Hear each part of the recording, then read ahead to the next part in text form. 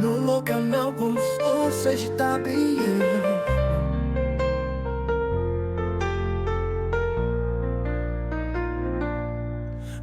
Olá, ouvintes, tudo bom? Hoje o nosso episódio é sobre a saúde mental da mulher e eu tenho o prazer de receber aqui a Ana Sabag, psicóloga, que focou, nesse segmento e nessa área de atuação. E eu queria ouvir um pouquinho dela, já agradecendo a oportunidade de estar aqui. Muito obrigada, ela veio de longe para participar. E perguntar por que tu escolheste dentro da psicologia esse universo, Ana? Como é que tu chegou nisso pra gente chegar daí, então, lá no livro e tudo o que vem depois? Bom, primeiramente queria agradecer também a oportunidade de estar aqui. Eu acho que dividir local de fala com outras mulheres é justamente o objetivo principal. Então, assim, pra falar mais nichado, eu comecei atendendo na psicologia ambos os públicos, né? Mulheres, homens. Eu só não fui para o público infantil, porque eu achei que era muito mais lúdico. Mas eu comecei a perceber que as mulheres sempre traziam demandas muito parecidas. E dava vontade de pegar todas, colocar num grupo e falar assim, gente, vamos conversar sobre isso? Vamos entender da onde que tá vindo todas essas coisas que, por mais que sejam faixa etárias diferentes, culturas diferentes, porque eu atendo mulheres do Brasil inteiro, as demandas eram iguais. E aí eu falei, tá, então tem que ter alguma coisa parecida nisso aí. E fui estudar. E aí comecei a entender que tinham coisas culturais, que tinham coisas sociais, independente ali de onde a gente estava, que afetavam diretamente o público feminino. Então, acho que foi um foco que eu quis dar, até para entender melhor o porquê que, diante das demandas, tinham coisas tão parecidas, sabe? Tu vê aquela história de que todas as mulheres sofrem as mesmas coisas. Entre aspas, é nesse caminho. Exato. E dessa história toda, então, surge um livro. Como é que é esse livro? O que a gente pode esperar? Em breve, esse livro está disponível para todo mundo. Provavelmente quem está nos ouvindo agora já vai ter essa visualização do livro local. Mas como é que surge a necessidade dele? E o que ele veio atender? Sim. Eu acredito que o primeiro passo para uma mudança é a consciência. E muitas pessoas não têm acesso à informação, né? Então, diante de perceber que as demandas eram muito parecidas, eu comecei a pensar quais são as estratégias que eu consigo ter para dar acesso a essa informação e acesso à consciência, né? Porque são coisas tão que parecem básicas, sabe? Sociais, culturais, e que a gente acha que são individuais, a gente percebe que são lutas coletivas. Então, eu pensei assim, vamos estruturar de uma maneira que fique clara, que fique acessível e que a gente consiga ter acesso à informação. Então, o objetivo principal do livro é isso. É você ter acesso a um pouquinho de tudo. Você lê aquilo e fala, nossa, eu achei que só eu sentia dessa forma. E o legal é que toda parte, assim, eu estruturei de uma maneira que você lê, você pega toda a fundamentação e daí tem uma parte reflexiva. Então, eu trouxe alguns exemplos práticos para você identificar. Então, tem faixa etárias diferentes, tem alguns exemplos, enfim, diversos, assim. E no final tem uma parte reflexiva de, nossa, tá, eu acho que isso aqui me fez pensar sobre isso, sobre aquilo. E talvez eu consiga até pensar de uma maneira diferente a partir dessa informação. Então, muito legal. Acho que mais ou menos por aí, assim. Que show, muito legal. As pessoas terem o acesso e conseguirem, a partir do que lê, se modificar, né? Ou buscar, às vezes, o caminho para essa mudança. Porque, às vezes, realmente, a mudança não vai vir sozinha. Mas, pelo menos, a gente achou o rumo, né? Sim. Achou o norte, vamos colocar assim. Diante dessa tua vivência clínica, qual que tu acredita ser, ou quais, né? São os desafios mais comuns que essas mulheres enfrentam? Sobrecarga. Acho que esse é o primeiro, assim, disparado. Não é de graça o nome do episódio. Não. Eu acho que é assim... A sobrecarga. A sobrecarga e a imposição de limites, elas andam juntas, sabe? Porque eu acho que só chega na sobrecarga porque não teve uma imposição de limite. E o X da questão é sempre o porquê que não houve essa imposição. Você sabe quais são os seus limites? Alguém ensinou isso pra você? Você sabia que você tem e que você pode sim delimitar? Porque daí entra naquela linha tênue de tipo assim...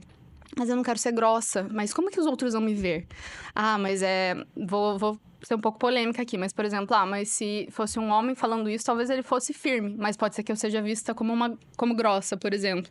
Então, eu prefiro eu lidar com o meu desconforto do que fazer com que o outro se sinta desconfortável. E aí, eu vou me acumulando e chego na sobrecarga. E daí, a gente já consegue perceber alguns sinais, né? Que entra naquilo que a gente estava conversando antes. A ansiedade, a depressão. Claro que hoje a gente tem ali as mulheres com maior índice, né, de ansiedade e depressão. Primeiro, porque nós somos acostumadas também a falar mais sobre os nossos sentimentos. Então, a gente busca mais ajuda. Então, claro que dados... A gente externa mais. Exatamente. Então, claro que os dados vão trazer isso. Mas por que, né? Que a gente tá sempre, assim, extremamente ansiosa ou extremamente depressiva. É o que uma autora que eu gosto muito, a Valesca Zanello, fala que é uma implosão psíquica. Então, ok, a gente fala sobre algumas coisas, mas e aquilo que a gente não fala, aquilo que a gente sente? Ou aquilo que a gente não acha válido o suficiente expor?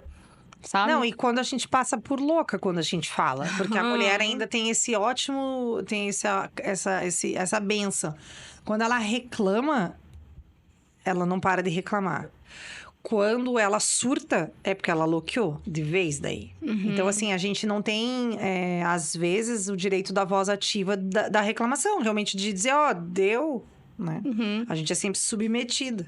Ou quando não é TPM também, tem isso, né? Sim, também. Tudo quando a gente tá indignado, porque ninguém ajudou com nada, é TPM. Aí trazem um chocolate e acha que vai resolver. Nem vou entrar nesse mérito aí, vamos pra frente. Deixa mais pro final. As principais diferenças, tu acha que no atendimento entre homens e mulheres está nisso? Tipo assim, os homens estão mais focados em resolver o problema deles, individualmente. E a mulher, quando ela vem para a clínica, ela tá querendo resolver o problema do filho, da sogra, do marido dela, do trabalho, enfim. Ela soma problemas? Eu acho que foi perfeito, na verdade, a sua colocação. Porque você falando assim, eu consegui... Nossa, eu trouxe exemplos, assim, muito claros, sabe? É muito interessante porque, além disso, né? Além de querer resolver o problema de todo mundo, e por isso a sobrecarga, né? Sobrecarrega. Tem toda essa questão de fazer tudo isso e como vou ser vista, sabe? Eu lembro que teve uma vez que eu atendi um paciente que ele tava trazendo, né, todas as questões dele, e eu perguntei assim, mas você não tem medo, né, de como as pessoas podem te ver, de você agir dessa maneira? Ele, não.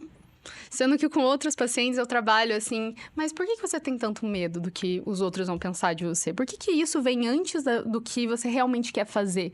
Então, eu acho que uma das também principais diferenças é exatamente isso que você falou. Eles têm essa... Não vou generalizar, obviamente, né? Sim, porque nós vamos ter... E tratamos de indivíduos, né? Mas de forma geral, ou na amplitude do ser... O homem tá mais focado, talvez, em resolver realmente... Ele é mais pragmático, ele resolve o problema dele. E a mulher, ela quer abraçar o universo e achar que conserta até a falta da energia na Terra. Perfeito. São pacientes, assim, que os homens vêm, eles tratam as questões pontuais. Às vezes, eu passo uma sessão inteira escutando a mulher falando primeiro do marido, primeiro do filho, primeiro das questões das amigas. E no final, eu pergunto, e você? Como que você lidou com tudo isso? Como que você se sentiu? Porque você me trouxe a perspectiva de todo mundo, né? Mas e a sua? Então, olha o quanto a gente absorve, de fato. Ou a gente se sente responsável, né? Sim, é verdade. E eu nem vou contar, então, a maternidade, né? A maternidade impacta nessa saúde mental? Com certeza. Eu acho que, primeiramente, pela questão hormonal. Sim, né? porque muda tudo. Com certeza. E assim, eu acho que tem aquela frase que diz que nasce uma mãe, nasce uma culpa, sabe? Mas eu acho que é um pouco além. Eu acho que a mulher, ela já nasce com um peso, assim, essa culpa de tudo. A gente pensa muito sobre o que a gente faz, ou enfim, pensa muito sobre tudo. Isso será que não é um pouco cultural? Assim, social, assim, do que... Lá da antiguidade, de como a gente foi... criada, educada, de como nós deveríamos servir. Isso aí eu vou entrar num tema muito polêmico. Mas, enfim, é como nós deveríamos nos sentar. Senta com a perna fechada, porque tu é menina. Não anda com a saia pra cima. Fala baixo. Fala baixo. Te acalma. menina bonita não faz isso. Enfim, aí eu vou trazer aqui umas 50 milhões de frases relacionadas à nossa criação. De algumas mulheres, graças a Deus, nem todas foram criadas assim, né? Mas muitas foram. E a gente tá colhendo os frutos hoje de um monte de mulher reprimida, sofrendo, engolindo, aceitando, acatando, que ela não sabe que ela tem voz, que ela pode fazer diferente. Sim, e isso é uma das coisas que eu tenho muito orgulho de dizer que eu trouxe no livro. A gente não tem noção do impacto da nossa criação na nossa vida adulta.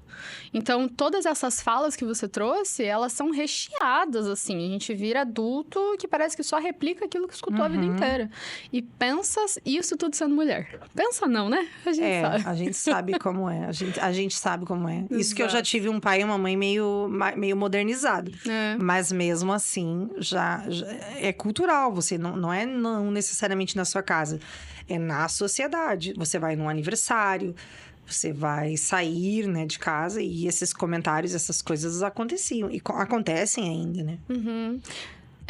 Vou voltar no que a gente estava comentando sobre a maternidade, que eu acho que tem um ponto que eu acho que é uma linha muito tênue que eu já percebi atendendo mães na clínica, que é essa coisa de você trabalhar essa culpa, né? Você conseguir criar o seu filho, entender que isso é uma parte da sua vida, não o centro da sua vida, e ao mesmo tempo entender que é um indivíduo que você está criando, que você é responsável por ele, mas ao mesmo tempo você não tem responsabilidade 100% se ele sofrer.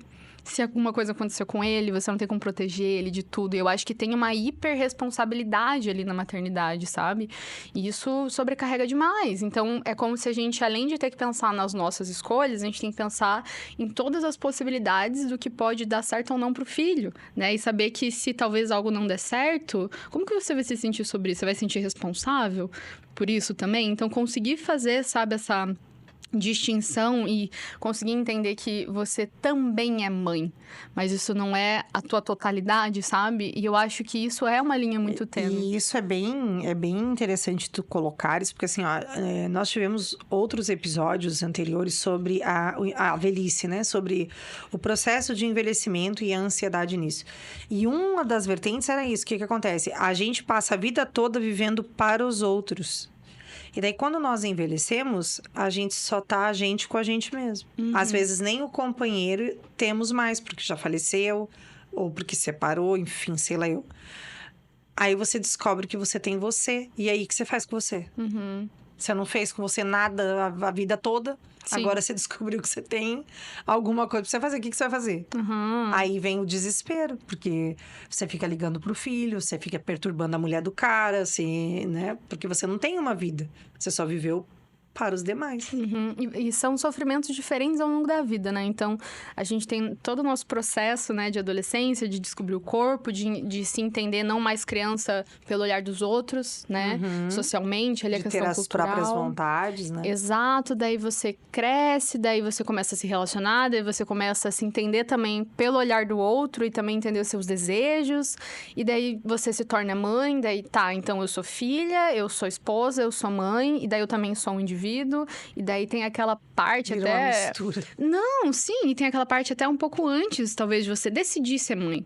Entender o teu relógio biológico. Se tu queres, se tu não queres, que também tem aquele negócio. Hoje quer, todo mundo quer que tu queira. Aí, dali a pouco, todo mundo quer... não... Hoje a gente não tem mais a liberdade de escolher sem o julgamento social. Sim. Tá todo mundo dando Pitágora na vida do outro, né? Não, todo mundo tem que ter filho, todo mundo não tem que ter filho. E aí a mulher, ela vai tentando se enquadrar. E daí entra aquela outra questão, que é a pressão estética. Porque nesse período a gente também tá envelhecendo. Sim. Mas a gente não pode demonstrar que está. Não pode. Não pode demonstrar. E se a gente está e demonstra, é porque a gente não fez direito o caminho até aquele passo, né? É exatamente isso. Então, já vamos entrar na pressão estética. Tá. A mulher sofre mais que o homem? Eu acho que com certeza. Sim. Com certeza, porque são... Assim, você chegou a assistir aquele filme da Barbie? que saiu? Não, eu não tive coragem, tá? Não? Eu achei que era uma afronta pra minha pessoa. É. Tem uma cena em específico que ela faz um discurso, né? Quando a Barbie deita no chão e ela, enfim, desiste. Fala, Na verdade, "Ai, eles difícil." mostram grosseiramente não, mas eles mostram escarado o que acontece velado, Basicamente. né? Eles tentam mostrar assim, ó, da forma... Vocês que não estão entendendo ainda, olha bem que agora você vai entender. É, mais ou menos por aí. Enfim, e tem uma parte, né, que ela deita no chão e ela fala, ai, tô cansada, desisto. E pra fazer com que ela volte, uma outra personagem tem um discurso, e esse discurso eu acho que ele toca muito, e muitas mulheres se emocionaram, porque fala justamente dessa pressão estética. Você tem que ser magra, mas você não pode querer emagrecer pra que você caiba nos padrões. Você tem que ser magra saudável. Porque se você não for magra saudável, significa que você tá gorda. Se você tiver gorda, você não vai estar dentro dos padrões estéticos. Mas você não pode querer emagrecer para caber nos padrões estéticos. Mas Porque sim... senão você tá violando o que hoje se coloca como... Ah, não, nós somos empoderadas. Exato, exatamente. Então, assim, você tem que gostar do seu processo de autocuidado e de envelhecer, mas você não pode, ao mesmo tempo, se encher de botox. Você não pode fazer isso. Você tem que gostar desse processo e, ao mesmo tempo, gostar de você o tempo inteiro. Ferraram com a mulher. Não tem como. Já tava ruim, gente. Não tem como fazer Já isso. tava ruim. Aí... E sabe qual que eu acho que é o maior problema dentro disso? Assim, eu acho que hoje toda essa pressão estética, ela uniu muito essa ideia de autocuidado apenas com estética. Então, hoje, se você falar, quero fazer uma rotina de autocuidado, ele vai te dar um passo a passo de skincare. Mas e os seus limites? Você sabe estabelecer? Você sabe dizer que você não tá afim de ir pra algum lugar porque aquilo te faz mal? A gente não consegue mais olhar o autocuidado Até assim. a gente comentou um pouquinho antes aqui, ó, vem a receitinha lá do profissional, né? Com aqueles produtos pra gente comprar. Sei lá, dá R$2.000, R$3.000. Às vezes você não tem aquele valor, gente. Ok, daí eu falo o quê? Não, a pessoa não fala. Ela vai se matar de trabalhar mais... para poder correr atrás daquele valor, porque aquilo ali é o padrão, e sem aquilo ali ela não vai conseguir ter uma vida, sei lá, íntima, feliz, satisfeita. Eu falo muito aqui, acho que quem já assistiu outros episódios vai ouvir, a vida de margarina.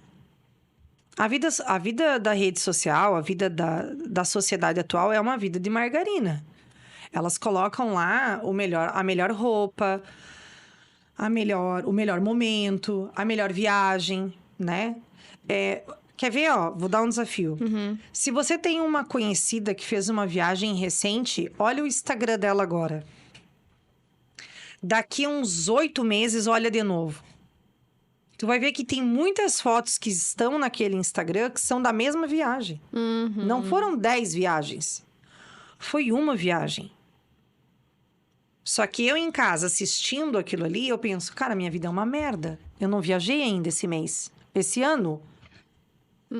Aí vem a comparação. Perfeito. E a estética é exatamente isso. As gurias vão lá, tiram uma foto, hoje botam 50 filtros. Que o filtro tem um ótimo... É excelente pra gente fazer o filtro. Mas o filtro não te dá a realidade de quem você é, de como você é. Ah, mas você não pode usar filtro, então. Não pode usar filtro, só que o outro tem que saber que você tá usando filtro. Sim. Tá tudo bem? Exatamente. Aí a gente fica nesse dilema de seguir um padrão, de comer o que tá todo mundo comendo. Teve a fase das marmitas. As marmitas, todo mundo andava com a marmita. Você já pensou uma pessoa que trabalha 16 horas por dia... Ah, não, mas dá pra fazer no final de semana. Ah, dá. E o filho, né? E o marido. E o que eu faço com o resto das pessoas que vivem na minha casa?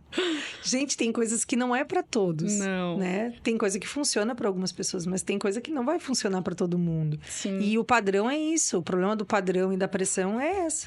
Que ela bota todo mundo no mesmo quadrado e diz, vamos lá, gente. Você tem que fazer. E hoje a gente tá com essa nova profissão aí que tá fluindo bastante, né? Que são os influencers, né? Então, são pessoas literalmente pagas pra mostrar aquilo do melhor. Então, a vida dela é voltada pra isso. É voltada pra sim ter o corpo ideal. E gravar tudo, e mostrar tudo, Com e fazer tudo. Como se a rotina de fato fosse aquilo. Isso. Mas ela só consegue fazer isso porque ela consegue pagar uma babá pra ficar com as crianças, que tem alguém que ajuda em casa, que tem uma rede de apoio. Tanta coisa. E tudo isso não é mostrado, não é falado. Não é mesmo. E isso aumenta as demandas das mulheres? Muito. Eu acho que as redes sociais, elas vieram com um boom, assim, de comparação, porque é exatamente isso que você falou. É um recorte, eu mostro exatamente aquilo que eu quero que você veja. É aquela pose do espelho que você tá se sentindo bonita e que você quer que as pessoas fiquem com a imagem. Fica com essa parte minha, que é essa parte que eu quero que você veja. Mas e aquele ângulo que é aquela pessoa que tá próxima a você ver? Aquele pelinho que só você esqueceu de tirar com a pinça naquele dia, sabe? E aí eu acho que vem a crítica também, né? Porque Muito. quando a gente traz a nossa vida pra expor de forma geral, e principalmente na amplitude da rede, vem a crítica. Porque, obviamente, eu não sou Jesus. Nem Jesus agradou todo mundo. Quem dirá a gente. Daí... porque tu tá isso, porque aquilo... eu entrevistei eu conversei com uma mulher aqui alguns dias atrás. E em off, ela me contou assim, olha, tu acredita, eu viajei e tal, fiz umas fotos minhas de biquíni. Guria, os comentários que surgiram foram assim, tipo, desnecessários. Eu fico pensando, a pessoa em casa, ela não tem o que fazer, né? Uhum. Mas aí eu acho que a gente entra em outra coisa. Pra Tá? entrar num negócio da pessoa, olhar a pessoa e dizer assim, eu não gostei muito de ver ela daquele jeito, então eu vou escrever aqui. Então, mas você sente, assim, que as redes sociais, elas trouxeram uma coisa da nossa sociedade que é... A gente tem que estar sempre sendo agradado? Exemplo. Sim. A pessoa vai lá, posta, Não, né? sim, crítica ninguém nunca gostou de ouvir. Sim. Mas Independente do lugar, né? Com certeza, mas eu acho que agora, por conta das redes sociais, assim, os algoritmos hoje eles entendem o que você quer, então eles te dão mais aquilo que você quer. E se você tem acesso a uma coisa que não é aquilo que você quer, você vai ficar incomodado. E é como se as pessoas tivessem hoje essa liberdade de, mas isso aqui eu não quero ver. Problema seu, né? E lidar com esse desagrado, eu escutei desconforto. alguém falar sobre isso agora. Tipo, alguém falou assim, era alguma coisa do tipo... eu gosto de comer, sei lá, frango. Automaticamente, é como se as pessoas que não gostassem de frango e preferissem carne se ofendessem porque o outro gostou de frango. Exatamente. Mas não, ele não tá dizendo que a carne é ruim, ele só tá dizendo que ele gosta de frango. Então, realmente, a pressão pega. E esteticamente também. Porque o envelhecimento vem, as características do envelhecimento, a qualidade e a cobrança. Porque os homens ficam mais velhos e eles não têm essa mesma cobrança. É porque daí o grisalho, ele é charmoso. Entende? Mas sabe quem é que fala pro homem que ele é charmoso? É uma mulher. Só pra contar pra vocês. Entendeu? Se a mulher olhasse pra outra mulher e fosse complacente, isso não aconteceria. Eu acho que isso é uma coisa que parece que em processo ainda, vai sabe? mais eu não vou ver, eu acho. Mas, assim, você se insere de acordo com as minhas vivências, né? Da minha idade, assim. Os lugares que eu frequento hoje, onde tem pessoas mais da minha idade, é um pouco mais fácil. Tem um sorrisinho, a gente vai e conversa no banheiro. Mas se eu vou num lugar hoje com pessoas um pouco mais velhas, eu sinto já essa dificuldade. Não consigo sentir uma abertura, assim. Mas eu sinto que isso é uma coisa que tá em processo. Tipo, das próximas gerações, assim, as meninas sabe? vão sofrer menos. Espero que sim. Porque a gente torce, pelo menos. Quais estratégias a gente teria ou você sugeriria para as mulheres desenvolverem essa autoestima de forma saudável sem ficar tão atrelado ao que a sociedade está impondo? Excelente pergunta. Eu acho que a autoestima, ela tem que vir de dentro. Tá? Eu acho que a gente não pode pegar um conceito do Google do que é autoestima e tentar usar pra gente, porque acaba sendo individual pra cada um, né? Então, fazer primeiro essa diferenciação de autoestima e amor próprio também. Porque eu tenho muitas pacientes, por exemplo, que têm autoestima, mas a gente desenvolve amor próprio na clínica. Então, aí eu cuido da minha unha, eu tô com o cabelo sempre lindo, tô arrumada, mas eu não me cuido de alguma forma. Então, eu acho que a gente tem que fazer o caminho inverso. Então, vamos começar por amor próprio. Estabelecer limites, identificar os seus limites. Uma coisa que eu sempre falo e que eu acho que ajuda demais é essa escrita terapêutica. O que é isso? É você literalmente tirar um tempinho do teu dia, pode ser quando você acorda, pode ser no final do dia, e escreve tudo que tá na tua cabeça. Mas isso é uma coisa tão delicada porque a gente não tem o costume de parar e olhar pra gente. por exemplo. A gente nem sabe como começar a escrever, né? Exato. Você acha Eu que vou tem que ter escrever agora. Tá, o que que eu digo, meu Deus? Mas é essa a questão, assim. Eu comecei a perceber bastante que as pessoas não sabiam por onde começar, né? A gente parece que precisa de um direcionamento. Uhum. Mas quando você começa, parece que flui. Parece não. Flui, né? Entendi. Porque quando a gente conversa, quando a gente tá falando com alguém, a gente tem o nosso ego que tá ali no meio, tipo, meio que intercedendo ali. Filtrando. Exato, filtrando exatamente aquilo que eu vou te dizer, pensando nas coisas. E na escrita, não. É como se a gente tivesse um acesso direto ao que tá no nosso inconsciente. Então, a gente vai começar ali primeiro, hoje eu acordei assim, eu sonhei tal coisa, eu tô pensando isso, me senti dessa forma. Mas o primeiro passo é você conseguir parar e observar o que você tá pensando, o que você tá sentindo. Eu acho que isso já é, assim, uma revolução. Já andou muito tempo pra frente. Exato. Então, eu diria que o primeiro passo é você conseguir fazer esse momento pra parar e olhar pra você. Aí você escreve, aí você faz alguma coisa que você gosta. Aí sim começa um processo, sabe? Interessante essa estratégia. E de acesso a qualquer um. Né? Qualquer um pode ter o acesso né? Uma vez orientado, vai conseguir fazer. Com certeza. Aqui tem uma questão sobre... A gente falou sobre sobrecarga, né? As atividades domésticas impactam nesse processo? Sim. Sim, tem um termo que se usa muito quando fala sobre tarefas domésticas, que são trabalhos invisíveis, né? Sim. Porque... O povo só sabe sujar, limpar nada. É o tipo de coisa que... Trabalho de casa é um trabalho ingrato. Você vai fazer no dia seguinte a mesma coisa, porque vai sujar a louça, vai sujar o chão, vai ter roupa pra lavar. Então, é o tipo de coisa que, sim, é um trabalho. Dá pra você fazer só isso. Porque todo dia ele se repete. Exato. E, além de tudo, ele é repetitivo. É chato. E, de novo, claro que a gente não vai generalizar e dizer que são sempre as mulheres que têm que fazer isso, porque tem homens que moram sozinhos, né? E hoje tem homens também. já com uma outra visão, tem Sim. filhos que já vêm com essa perspectiva, mas a sociedade ainda... Eu escutei esses dias num outro podcast, a pessoa falava a seguinte frase, ela é gestora de RH, eu acho. E daí, numa entrevista dela, a pessoa perguntou se ela tinha filhos. Ela falou que tinha. A pessoa falou assim, com quem ficam os seus filhos quando você trabalha? Ela, como gestora de RH, ela falou assim, se eu fosse um homem, você faria essa pergunta? Daí a pessoa falou, não. Então, é sobre isso ainda. Isso é sobrecarga. Exato. Entende? Claro que como empregador a gente sabe, e é por isso que o cara perguntou, porque quando uma criança adoece, 99,9% das crianças vão ficar com as mães. Sim. Mas há homens e pais que participam desse processo. Sim. Mas não é necessariamente a regra. Então, por isso que ele pergunta ainda, né? E isso já traz a realidade que a gente vive. Sim. E o porquê da sobrecarga. Além, tipo, de nas entrevistas já perguntar, né? Se tem filho?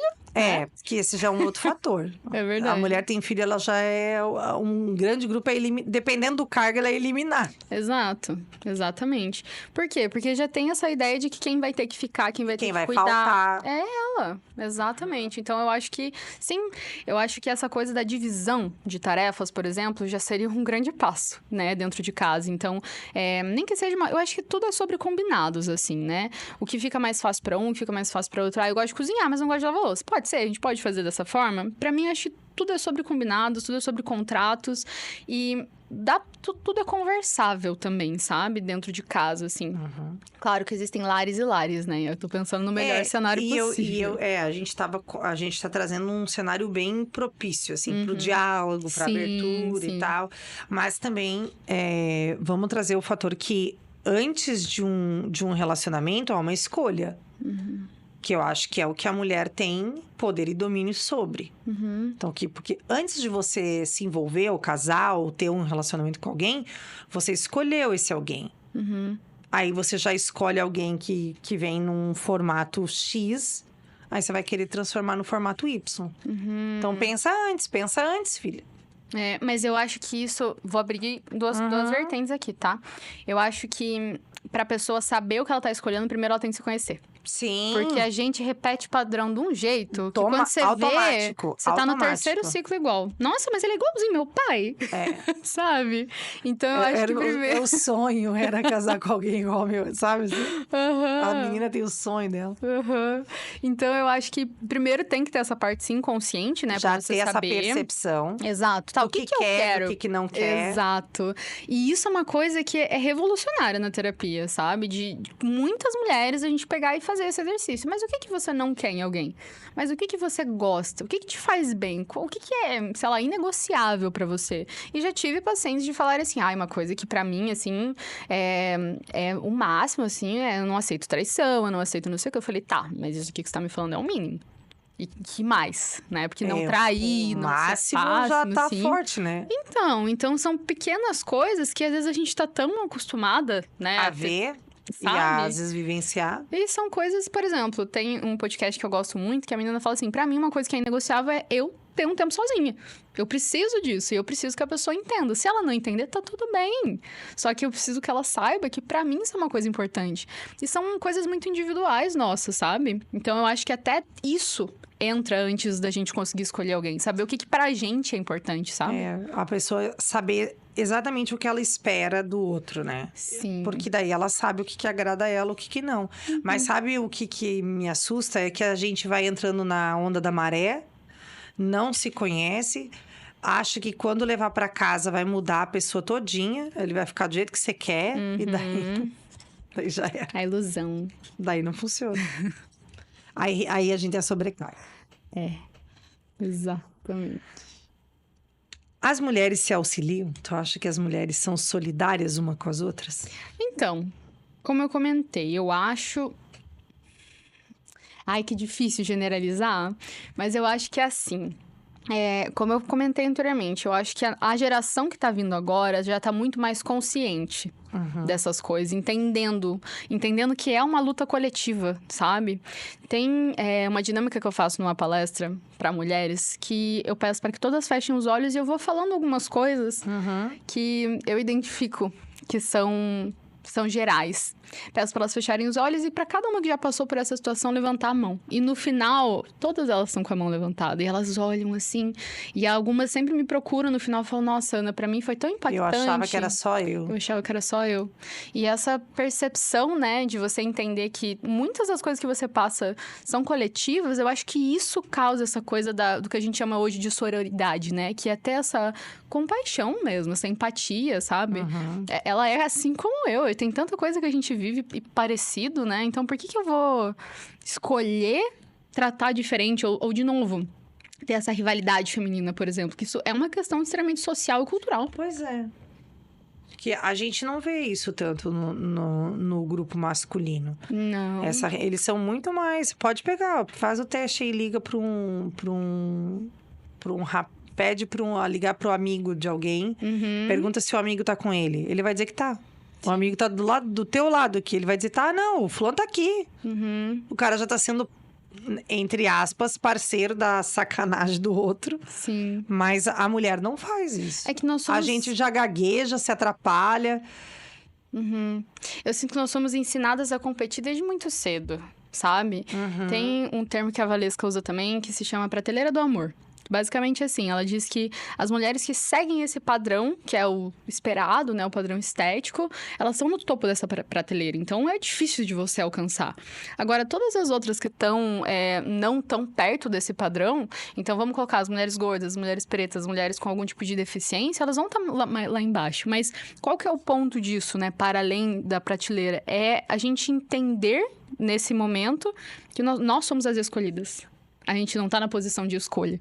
E eu acho que isso é uma coisa que, culturalmente, nós somos ensinadas desde muito cedo, sabe? Não sei você, mas... Ficar à disposição para que alguém nos escolha. Sim, e se colocar sempre nessa posição. Não sei você, mas pelo menos na minha infância, sempre tinha a menina que era mais bonitinha da sala. Acho que isso aí tá até hoje, tá? Né? Isso aí, é por isso que eu falo que tá mudando, mas não tá mudando também tamanho mudado. Sim. Porque ainda temos assim, ó. Só que agora a gente... Tem meninas que têm consciência, talvez, disso. Mas ainda tem a menina mais badalada, mais sensacional. Mas a que aí todo mundo tá. gostaria de ficar. É, exato. Ela é a cobiçada porque ela é o objeto de desejo. É. Porque nós somos essa pessoa nessa prateleira. Então, eu acho que o jogo vira quando a gente entende que não, eu não preciso ser escolhido. Eu também escolho, eu também sou alguém e posso escolher.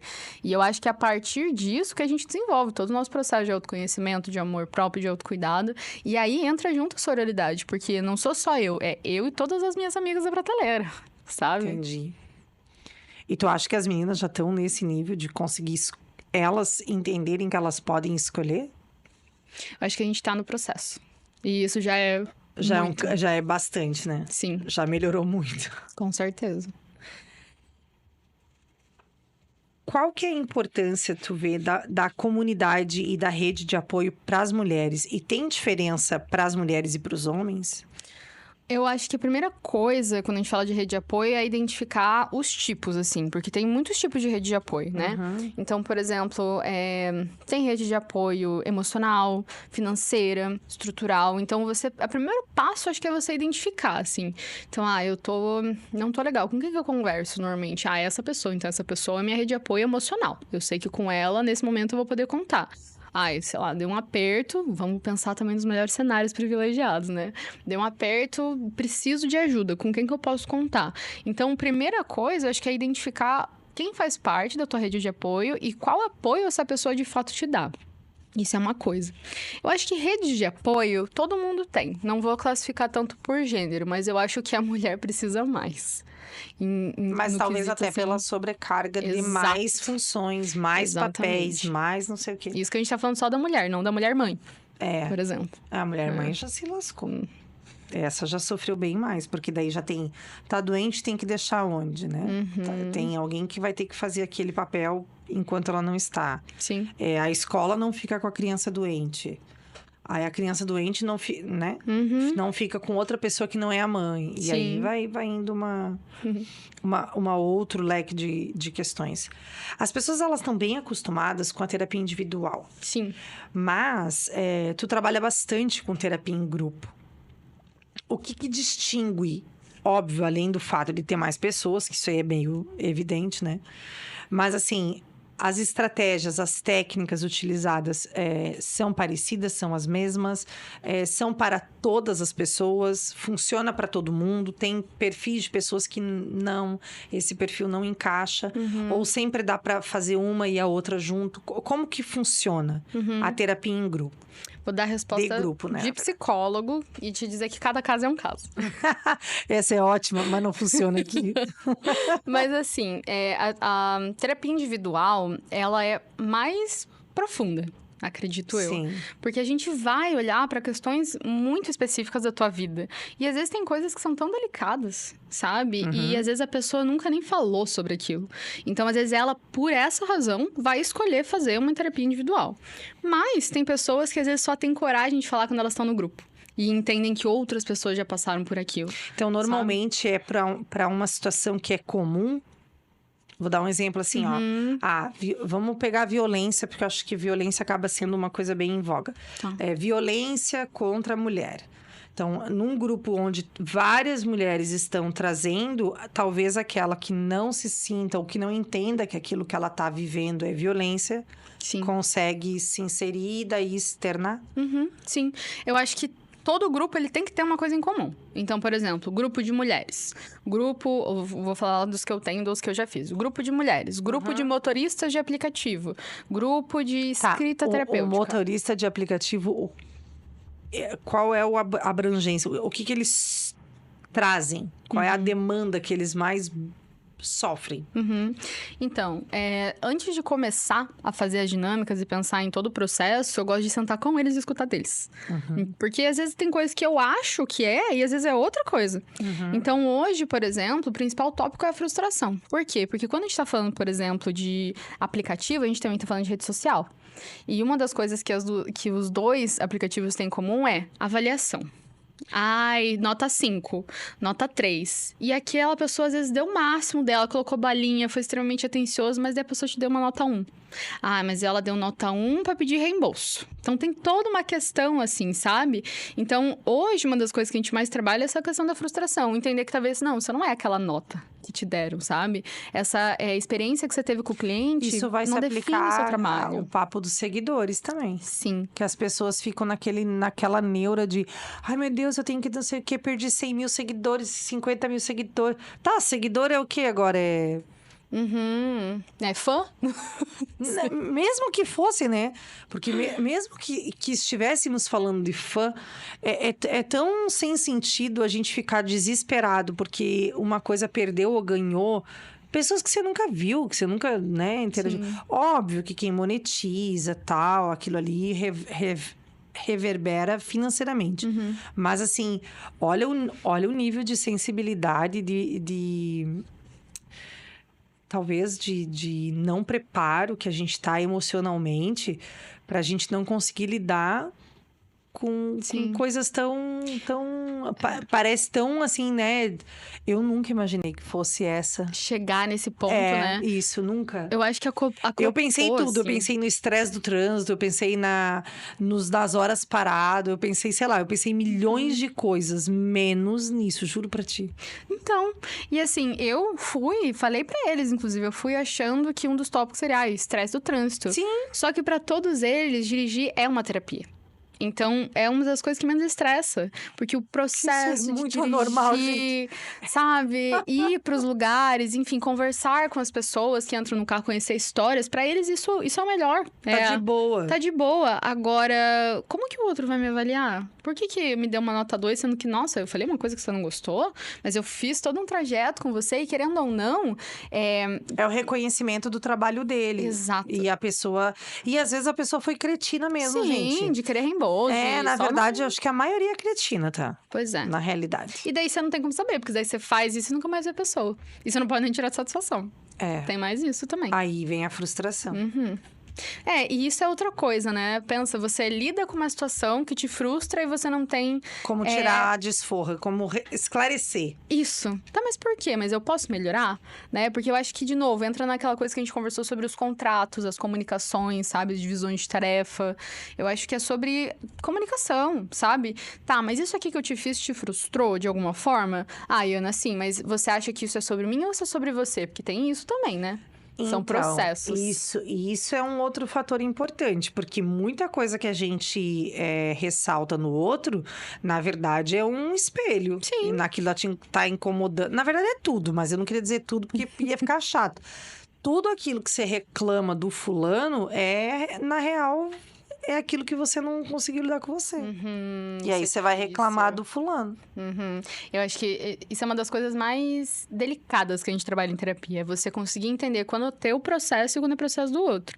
Uma das coisas que eu, por exemplo, percebo muito trabalhando com mulheres é que uma das grandes dificuldades que elas têm na parte de imposição de limite mas como que o outro vai se sentir quando eu disser isso? Falei, bom, mas isso aí é responsabilidade do outro. Você tem uma responsabilidade efetiva em escolher como você vai comunicar. Você não precisa falar de maneira grosseira ou ser desrespeitoso. Não, você pode impor um limite sem você precisar desagradar, digamos assim. Mas a maneira como isso vai ressoar no outro... Já não é mais responsabilidade sua. Já fugiu da nossa alçada. Exatamente. Já tá no do outro. Falando de trabalho agora, e já aproveitando essa questão... que conversamos antes, né? Até usamos o exemplo ali do tem filho, não tem. A desigualdade do gênero no ambiente de trabalho afeta a saúde da mulher? Sim. Acho que sim.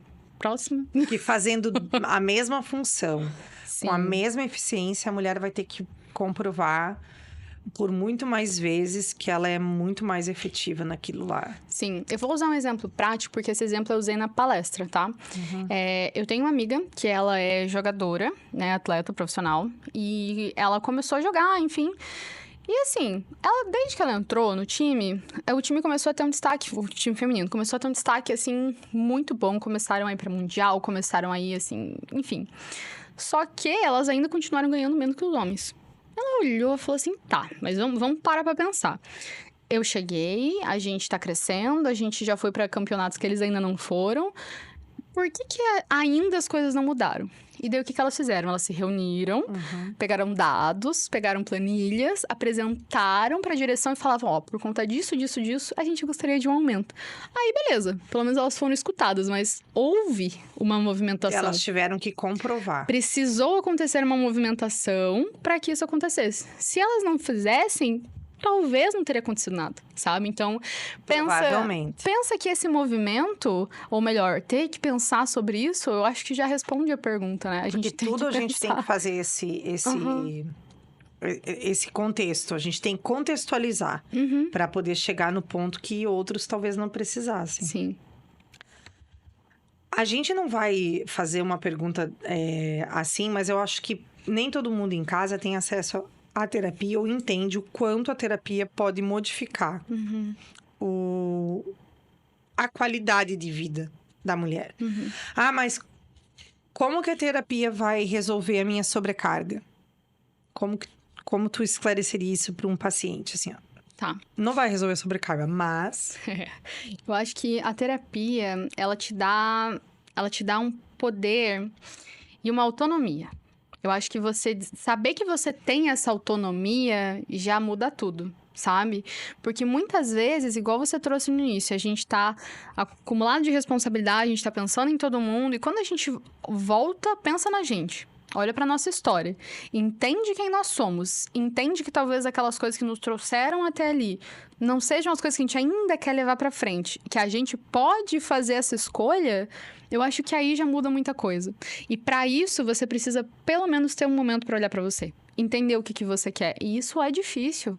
É difícil você olhar pra tua história, você entender e aceitar algumas coisas também. Porque é muito difícil você olhar para coisas que aconteceram com você e não querer mudar aquilo, ou não ter raiva da situação, ou não ter, enfim, dificuldade de aceitar as coisas em volta. Depois que você entende que aquilo é daquela forma, aceita a situação, e daí você escolhe o que você vai fazer com aquilo, você começa a entender que existe uma autonomia. Então, estou sobrecarregado, ok. O que dessa sobrecarga é minha? O que isso... Tá bom, isso aqui é meu. O que eu posso fazer com isso? Tem algo que eu posso fazer com isso? Com isso aqui, não. Então, isso aqui deixa desse jeito, eu encontro ferramentas para lidar com isso. Isso aqui eu posso mudar. Como? Eu aqui vou ter que estabelecer um limite. Só que a pessoa já tá acostumada comigo dizendo sim. Ela vai ter que lidar com desconforto. E vai ser desconfortável pra mim começar a dizer não. Mas é um processo. E tudo isso, o legal da terapia é que eu vou estar junto. Então, assim, sim, vai ter um nada suporte. desse processo você vai ter que passar sozinho. Ai, Ana, é difícil, mas como é que o outro vai pensar? Mas tá, vamos, o que tá difícil pra você? Vamos olhar pra esse sofrimento, porque acho que principalmente com mulheres é difícil a gente ser validada só por sentir. A gente precisa sempre ter um embasamento. Mas eu tô estressada, mas é porque eu já tive que fazer isso, aquilo, aquele outro. Só estar estressada não é motivo suficiente. E acredito que a terapia dá pra gente esse espaço de só ser. Deixar a alma acontecer, sabe? E eu acho que poder ser faz com que a pessoa flua, desenvolva, cresça, tenha autonomia. Melhore. Assim. Exato. Antes de eu entrar no Concordo e Discordo, deixa eu te perguntar sobre teoria do apego. Tá citada lá no teu livro, que sei. Explique o que é a teoria do apego, principalmente aplicada à terapia com as mulheres. Tá.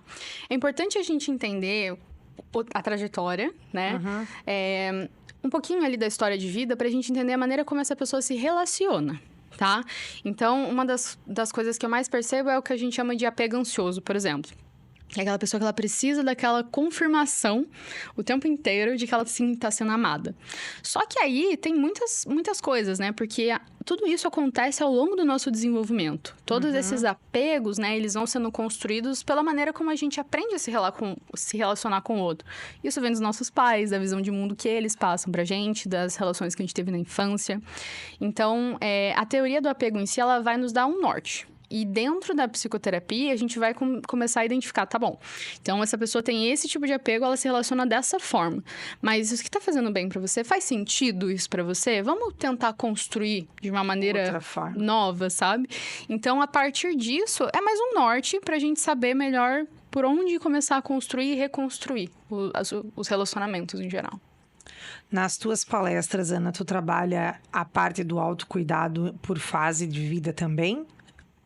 Tu chega a trazer algumas dicas ou formas, ou ela tem um nicho específico de idade? Ou tu separa elas por idade, ou tu faz elas generais mais por situações? Isso, exato. Elas são gerais, são para, tipo Aham. assim, públicos De diversos. 18 a 70, sei Exato. lá. E é interessante justamente porque por mais que haja essa diferença de idade, as demandas são muito parecidas, né? Que louco, né? Então, a gente fala de autocuidado, a gente fala sobre autoconhecimento, a gente fala sobre imposição de limites, a gente fala sobre sobrecarga. E cada uma delas se identifica dentro daquela área que ela tá vivendo, daquela fase da vida, né?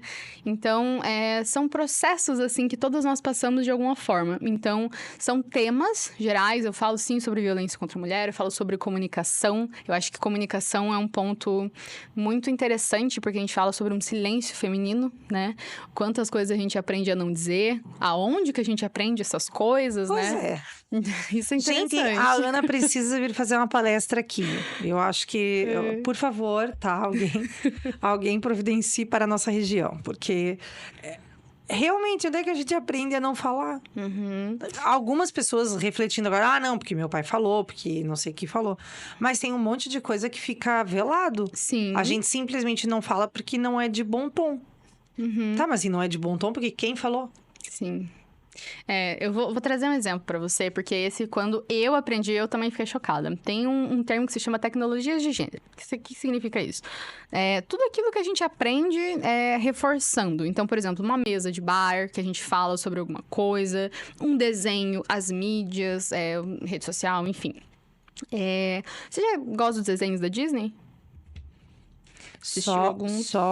Só aquela Valente. Só Ai, gosto da Valente. adoro. Eu gostava da Pequena Sereia, mas assim, acho que ela sofria demais. Então, eu gosto mais da Valente. Eu vou usar exatamente ela como exemplo, tá? Tá. Você lembra o que ela abriu mão pra ela poder ter as pernas? Bah, eu era bem pequenininha, cara. Não me lembro. Quando ela faz o contrato com a Úrsula pra ela poder... Ah, sim, da Ursa. Isso. Do amor? Não me lembro, cara. Ela abre mão da voz. Ah, sim, porque ela para de falar. Exato. São pequenas coisas, mas olha o que a gente aprende. Tá, mas pois é. Quando ela abre mão da voz E eu dela... achava ela mais violenta de todas, porque ela nem tava aí, tava atacando a flechada na galera. Não, calma, essa é a Valente, a gente tá falando da Pequena da Sereia. Pequena Sereia. Que a Valente já veio Maravilhosa, revolucionária. Ela já veio revolucionária. Não, eu vou fazer em ponto, né? Mas a Ariel, quando ela decide, né, que ela quer tentar a vida na Terra, digamos assim, a Úrsula fala pra ela abrir mão da voz dela. E ela pergunta, tá, mas como é que eu vou conquistar ele se eu não vou conseguir falar? Ela responde assim, mas pra que voz, se você tem quadris? E esse é o ponto. Ai, eu nem me lembrava dessa cena, A gente gente. não lembra porque são coisas muito sutis. E aí é que tá. Tá tudo bem se a gente não precisar falar, porque aquilo que a gente tem a dizer nem sempre é importante. Sim. Ele se apaixonou por ela por conta da voz. Mas ela não pôde, ele não conheceu ela era uma ela. sereia. Exato, exatamente. Mas são coisas tão sutis que vão ficando assim no nosso inconsciente, sabe? E aí vem a pergunta, né? Será que quem construiu isso não sabia disso? Não. Só pra contar pra você, sabia sim. Bem certinho, na Spoiler, verdade. sabia. Sabia. Já sabia o que ia fazer, já sabia como ia ser, já sabia o que ia causar. A gente é que até tongou na mesa e caiu na conversa da sereia. Que dó, gente. Então é isso, a gente acaba tendo as comunicações veladas e sem querer vai se adequando. Mas isso ainda acontece hoje. Com certeza. É aquilo que a gente estava comentando antes, né? Essas falas que a gente está acostumado. Então, fala baixo, fala manso, você tem que pensar no jeito que você vai falar, cruza a perna, não fala palavrão, menina, não fala palavrão, Isso. sabe? Você tem que escolher Nossa, essa eu sou uma mulher roupa. totalmente fora a sua avessa, gente. Eu não funcionei direito. O meu pai, eu acho que, coitada, minha mãe, porque não funcionou essa estratégia. Tipo, depois a gente conversa. Quer ver? Eu, irada, dizer assim, ó, a gente conversa depois. Falei, não, a gente vai conversar agora. Depois, não. Eu não sei se é porque eu sou ansiosa, será? Olha, vários fatores. Eu já fiz vários diagnósticos aqui, altos diagnósticos. Eu já me diagnostiquei com autismo, eu já tenho TDAH e agora eu descobri que eu sou ansiosa. Vamos pro Concordo Discordo.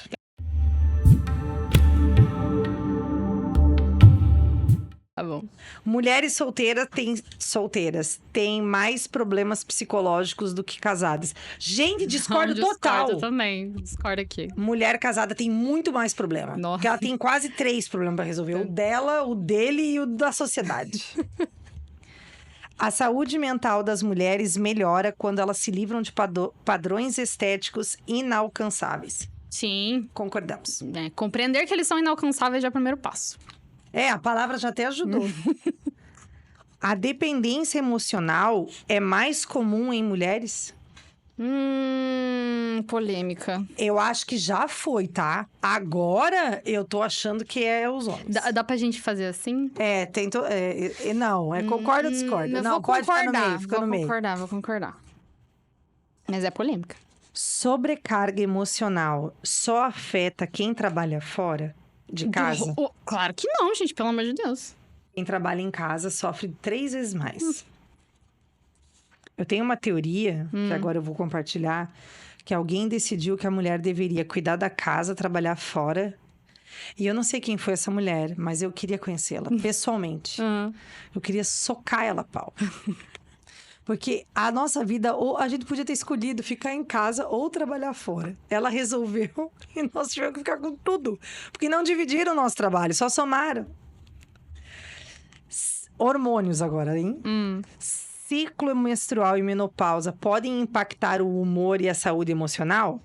Tá, sim. Sim, hormônios. Mas, gente, não é só isso, tá? Não, por favor, não faz essa Não é só isso, é isso também. Não fala essa frase assim, hoje ela tá de TPM. Isso é péssimo. Que se ela tiver de TPM, ela pode te matar diante disso e ser inocentada, inclusive. A sociedade espera que mulheres suportem mais pressão, o que dificulta o reconhecimento dos seus problemas mentais. Calma, sim. A sociedade espera que as mulheres suportem mais pressão? Sim. Sim. Então, nós Sim. concordamos com a primeira parte. Perfeito.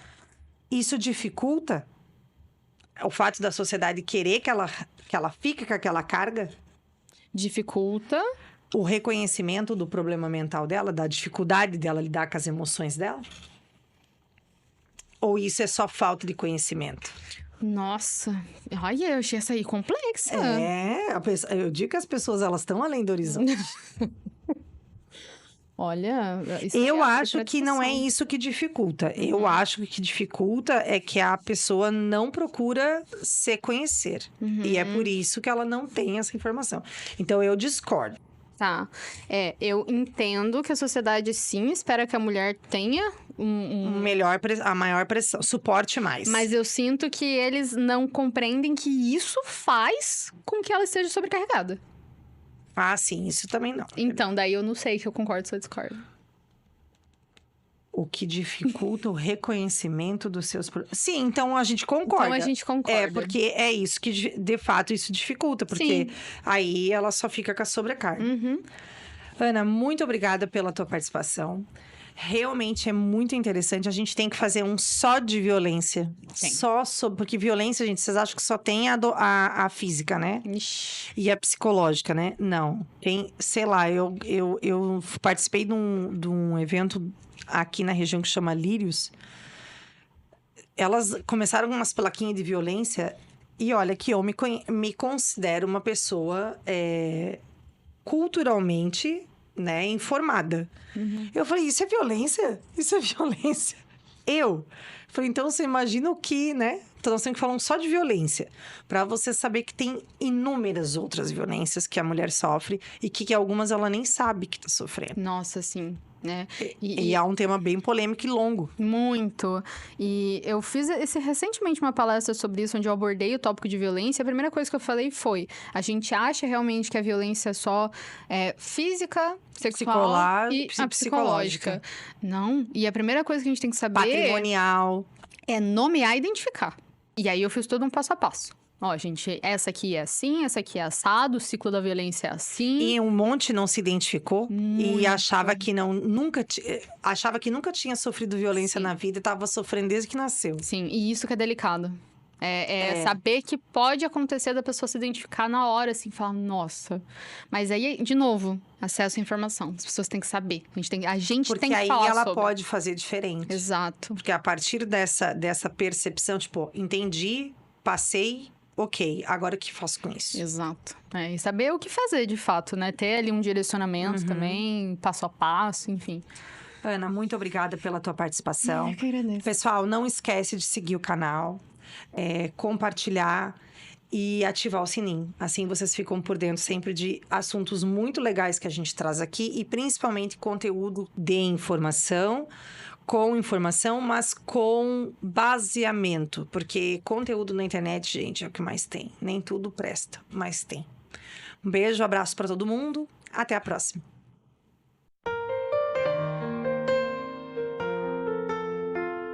No canal Gostoso de Itabaiana.